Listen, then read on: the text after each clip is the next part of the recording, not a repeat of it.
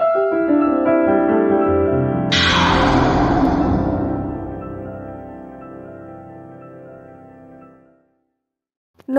বন্ধুরা, মৌমানি রান্নাঘরে তোমাদেরকে অনেক অনেক স্বাগত, অনেক অনেক ভালোবাসা। তো দেখো এখানে আমি গাজর কেটে নিয়েছি। আজকে আমি বানাবো গাজরের রসমালাই। তো দেখতে থাকো, আমার সাথে থাকো। ভিডিওটা ভালো লাগলে লাইক কমেন্ট শেয়ার অবশ্যই করে দিও। তো এখানে দেখো আমি গাজরগুলোকে পিস পিস করে কেটে নিচ্ছি। আমি এটাকে মিক্সিতে গ্রাইন্ড করে নিব।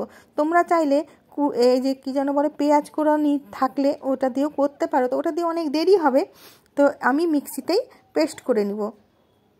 তো মিক্সিতে করলে কিন্তু খুব ভালো মতন পেস্ট হয়, তাহলে অনেকটা খেতেও কিন্তু ভালো লাগবে আর দানা দানা ভাবটা কিন্তু থাকবে না। তো এখানে দেখো আমি খুব ভালো করে একটা বটি নিয়েছি, আর রান্নার জায়গাটা তো আমার ভালো না, চপার বোর্ড দিয়েও চপার বোর্ড দিয়ে আর চাকু দিয়েও কিন্তু কাটা যেতে পারে। তোমরা করতে পারো, কোনো সমস্যা নেই। তো এখানে কিন্তু আমার আর অনেকটাই কাটা হয়ে গেছে, আর এদিক থেকে কিন্তু মানি একটা করে তুলে তুলে খেতে আছে।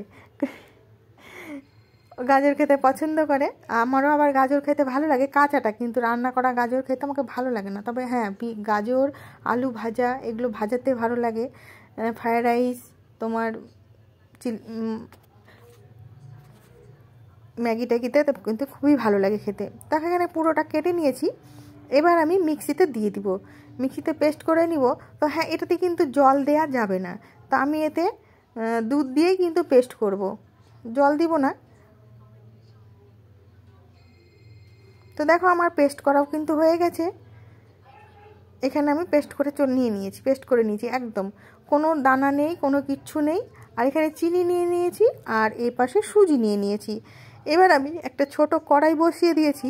গাজরের কাঁচা গন্ধটা যেন না থাকে, তার জন্য কিন্তু আমি এখানে খুব ভালো করে গ্যাস কমিয়ে নেড়ে নিব, যেন পুড়ে না যায়, ওইভাবেই কিন্তু করতে হবে। পুড়ে গেলে কিন্তু একটা পোড়া পোড়া গন্ধ লাগবে। এখানে কিন্তু গ্যাস কমিয়ে করতে হবে। তারপরে এখানে দিয়ে দিব কিন্তু আমি আমুল দুধ। ছোটো বাটির এক বাটি আমি মাপ করে দেইনি, আমি আন্দাজেই কিন্তু আমুল দুধটা দিলাম। আমুল দুধ ছাড়া কিন্তু এইটা একদমই ভালো লাগবে না খেতে। আমুল দুধও লাগবে, আর তোমার গরুর দুধও লাগবে। এবার আমি সুজিটাও দিয়ে নিলাম এখানে। তোমরা যতটা করবে ততটা সেই পরিমাপ মতন সুজি দিবে। সুজিটা দিলে তোমাদের বার্নিং করতে ভালো হবে, যেহেতু আমি এটা মালাইকারি বানাচ্ছি গাজরের।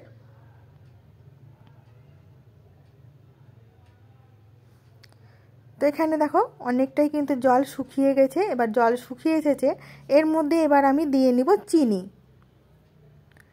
চিনিটা খুব বেশি দিব না, তোমরা তোমাদের যতটা মিষ্টি খাবে ততটাই দিবে।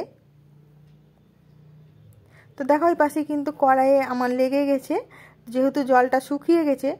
আর কড়াইটা কিন্তু আমি বেশি করব না, কারণ এই কড়াইয়ের মধ্যেই আমি দুধ ঢালবো। তো কোনো রকমভাবে যেমন তেমন করে ছাড়িয়ে নিচ্ছি। তাহলে দেখো এখানে আমার কিন্তু এটা শুকিয়েও এসেছে, একদম আঠালো ভাব হয়ে গেছে, বুঝতে পারছো তোমরা।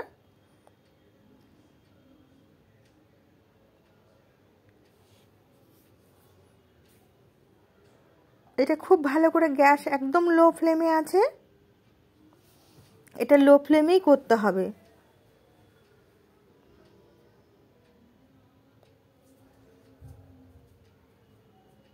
এটা কিন্তু অনবরত নাড়তে থাকতে হবে। এবার আমি একটা থালার মধ্যে তুলে নিচ্ছি দেখো, আর এটাকে ঠান্ডা করা অবধি অপেক্ষা করব, কারণ এত গরম হাত দেওয়া যাবে না।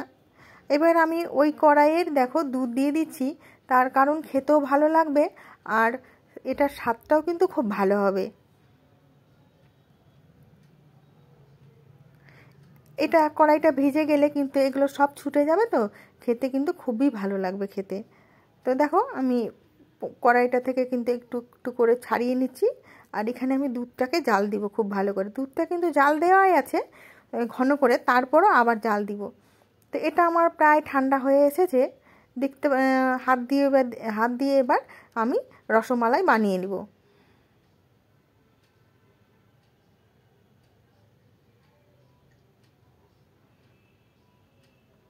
তোমরা চাইলে এখানে ঘি নিতে পারো, সাদা তেল নিতে পারো, সর্ষের তেল নিতে পারো। তা আমি হাতের কাছে আমার সর্ষের তেল ছিল, আমি সর্ষের তেলটাই নিয়েছি। এবার দেখো আমি ছোট ছোট ছোট ছোট করে বানিয়ে নিচ্ছি, ঠিক মিষ্টির দোকানে যেভাবে বানাই আমি কিন্তু সেইভাবেই বানিয়ে নিচ্ছি।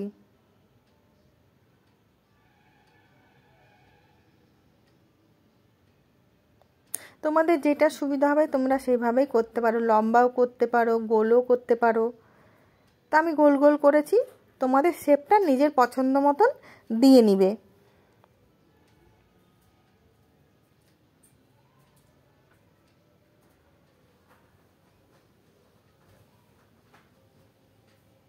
হাতে আবার আটকে যাচ্ছে, তেল লাগাতে হচ্ছে, তো তোমরা তেল, ঘি, বাটার নিতে পারো, কোনো সমস্যা নেই। হাতের কাছে আমার যেটা ছিল আমি সেটা দিয়েই তোমাদেরকে দেখাচ্ছি তৈরি করে।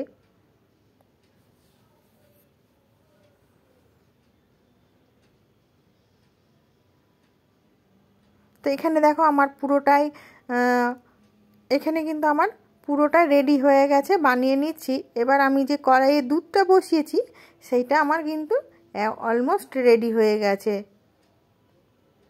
এবার আমি চিনি দিয়ে দিলাম, খুব বেশি চিনি দেইনি, আমার যতটা লাগবে ততটাই দিলাম চিনি। দুধটা কিন্তু একদম আমার ঘন হয়ে গেছে। এবার আমি গাজরের রসমালাইগুলো ছেড়ে দিচ্ছি।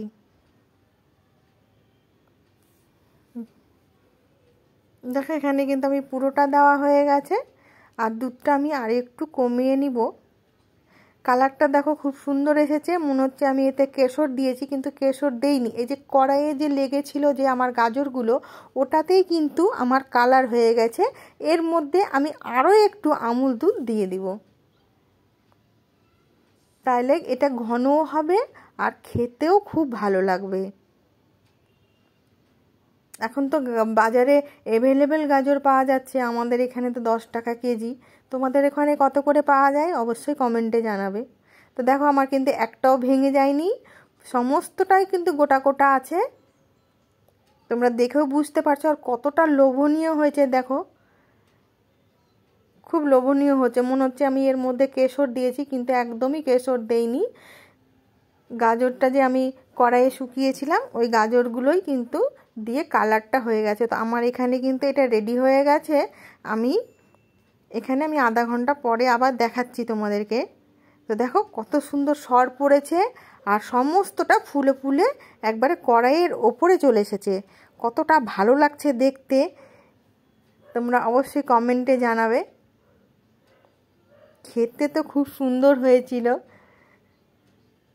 আর দেখতেও কিন্তু ভালো হয়েছিল। তো আমি এবার একটা বাটিতে তুলে নিয়ে দেখাচ্ছি, দেখো কত সুন্দর হয়েছে। এই দেখো ঘনত্বটা তোমরা দেখতেই পাচ্ছ, আর একটা কেটেও দেখাচ্ছি আমি তোমাদের। দেখো একদম নরম তুলতুলে রসমালাই। অবশ্যই বাড়িতে বানিয়ে দেখতে পারো, আর কারা কারা বানাবে আমাকে কিন্তু কমেন্ট করে জানাবে। তো ভিডিওটা তোমাদের যদি ভালো লাগে অবশ্যই লাইক, কমেন্ট, শেয়ার করো। সবাই ভালো থেকো, সুস্থ থেকো, সাবধানে থেকো। দেখা হবে পরের ভিডিওতে, ততক্ষণের জন্য আসি। তোমরা সবাই ভালো থাকবে, সুস্থ থাকবে।